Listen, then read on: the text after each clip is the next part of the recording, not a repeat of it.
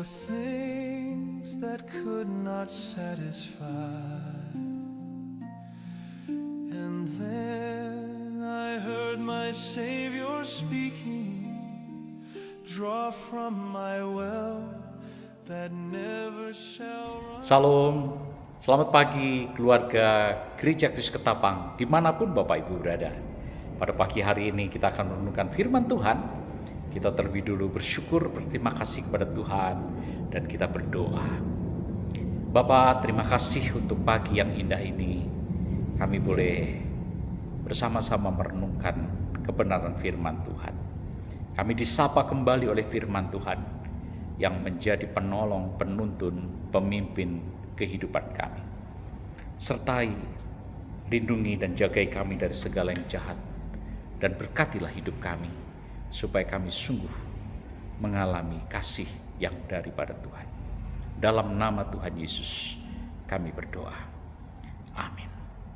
Yakobus pasal 3 ayat 13 sampai 18 menjadi perenungan bagi kita. Siapakah di antara kamu yang bijak dan berbudi? Baiklah ia dengan cara hidup yang baik, menyatakan perbuatannya oleh hikmat yang lahir dari kelemah lembutan. Jika kamu menaruh perasaan iri hati dan kamu mementingkan diri sendiri, janganlah kamu memegahkan diri. Janganlah kamu berdusta melawan kebenaran. Itu bukanlah hikmat yang datang dari atas, tetapi dari dunia, dari nafsu manusia, dan dari setan-setan. Sebab di mana ada iri hati dan mementingkan diri sendiri, di situ ada kekacauan dan segala macam perbuatan jahat. Tetapi hikmat yang dari atas adalah pertama-tama murni, selanjutnya pendamai, peramah, penurut, penuh belas kasihan, dan buah-buah yang baik, tidak memihak dan tidak munafik. Dan buah yang terdiri dari kebenaran ditaburkan dalam damai untuk mereka yang mengadakan damai. Demikian firman Tuhan. Saudara, tema hari ini adalah hikmat yang membawa damai, saudara. Kalau kita perhatikan, apakah hikmat yang kita miliki akan membawa satu kehangatan di dalam komunitas persekutuan kita, atau malah membawa kepanasan? Yang membawa kehangatan tentunya disertai dengan damai, sukacita, tetapi yang penuh dengan kepanasan adalah diwarnai dengan konflik satu dengan yang lain dan tidak menjadi berkat. Saudara, ada dua jenis hikmat. Hikmat yang datang dari atas, yang datang dari Allah, dan ada juga hikmat yang dari manusia, dari dunia, dan dari setan-setan. Itulah yang dikatakan oleh Yakobus, saudara. Tadi kalau kita lihat bagaimana kita menguji hikmat yang sejati, hikmat yang dari Tuhan, itu bisa kita lihat bukan karena kita melihat bahwa orang itu pintar, pandai berbicara, pandai menasihati, tetapi saudara yang kekasih, hikmat yang benar tentunya adalah bisa menyelesaikan masalah, konflik dengan kehangatan dan kedamaian. Kita perhatikan saudara apa yang dikatakan Yakobus tadi. Kalau ada iri hati dan mementingkan diri sendiri, di situ akan ada kekacauan dan segala macam perbuatan yang jahat.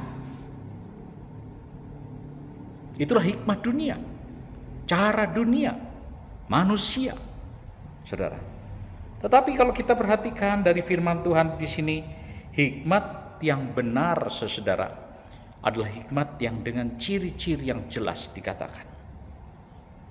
Sekali lagi, hikmat yang dari dunia diwarnai dengan iri hati. Iri hati adalah bom waktu di komunitas. Iri hati adalah racun rohani yang merusak komunitas, persekutuan, atau mungkin gereja kita. Tetapi saudara yang kekasih, hikmat yang sesungguhnya dari Tuhan adalah hikmat yang teruji. Sama seperti seorang yang memurnikan emas. Tentunya emas itu harus digosok, dipanaskan, ditimbang, diuji asam, dan hasilnya menghasilkan emas yang murni. Hikmat yang dari atas, hikmat yang dari Tuhan mempunyai ciri-ciri yang tadi Yakobus katakan. Pertama adalah murni, artinya tulus, saudara. Tidak ada kemunafikan, tidak ada niat-niat manusia yang merusak persekutuan. Selanjutnya dikatakan pendamai, saudara-saudara. Hikmat yang dari atas adalah selalu bisa meredakan masalah, bukan menjadi kompor, menjadi alat untuk membuat masalah semakin menjadi panas. Ramah, artinya hikmat yang dari atas itu sabar. Itu penting sekali, saudara. Penurut, artinya terbuka, tidak ada yang ditutup-tutupi, dan penuh dengan belas kasih, yang artinya siap menolong. Adil, yaitu setara dan tidak membeda-bedakan. Dan yang terakhir adalah tulus, konsisten. Itu, saudara. Itulah hikmat yang murni, hikmat yang datang dari atas.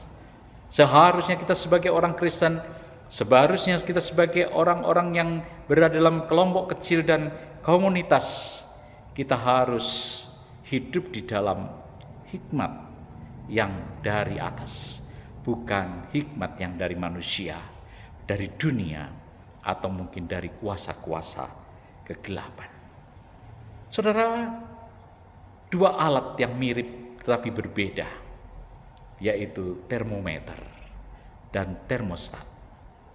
Saudara, termometer adalah pengukur suhu. Suhu makin panas, dia akan bertambah panas. Suhu panas, dia akan terus menunjukkan panas. Itu termometer. Dia hanya bisa mengantisipasi lingkungan dan menyesuaikan dengan lingkungan menurut suhu lingkungan. Tetapi saudara, termostat adalah alat yang selalu dia bisa mengatur bagaimana situasi lingkungan.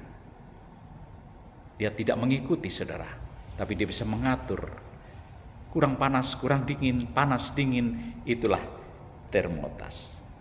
Saudara, damai bukan tidak ada masalah, tapi damai adalah hadirnya Kristus di tengah masalah.